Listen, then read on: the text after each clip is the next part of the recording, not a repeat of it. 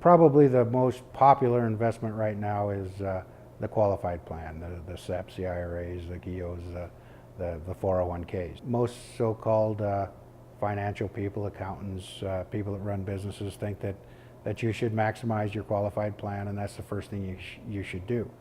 Uh, I would never say don't have a qualified plan.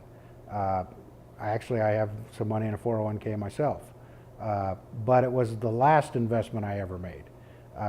The cornerstone of my investing was always my whole life insurance policies, and I had a chronological order on the way that I wanted to set up my finances. But if you take a look at some of the pitfalls of the 401k, one of them is, and I see this all the time with some of the wealthy people that I know. I mean, they're ending up giving their 401ks to their favorite charity, because by the time they figure out the income tax, the estate tax, the inheritance tax, I mean, they're looking at an 80-90% tax rate on these particular products. They're sold under the guise that you're going to be in a lower tax bracket when you retire. Well, I can promise you one thing right now. I hope I'm not in a lower tax bracket when I retire, and I hope none of my clients are. I've been in the 0% tax bracket before, and I've been in the maximum tax bracket, and I've been in every tax bracket in between. And I can promise you one thing, I like the maximum tax bracket the best. So if you're planning to be in a lower tax bracket when you retire, you're planning for failure.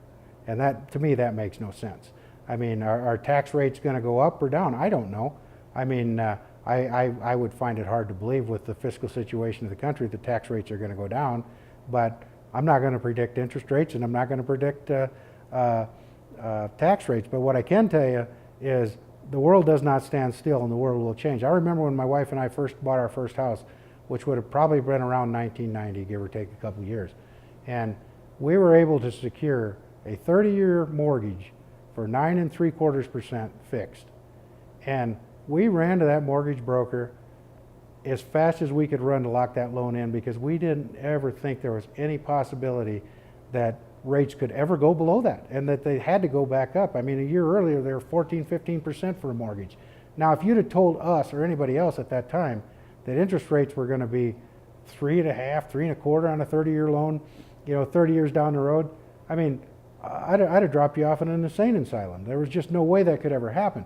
Well, we're sitting there on the opposite end of the spectrum now. Rates are at historic lows. I mean, 30 years from now, what picture are we going to be looking at? Are we going to be looking at these 3.25% mortgages and say, boy, that was cheap? I don't think so. But who knows? I mean, but if interest rates can go from 21% down to near zero, what would stop them from going to near zero to 21%? And if you have the right financial scenario, right financial strategies in place, it shouldn't matter. You should be able to be okay no matter what happens.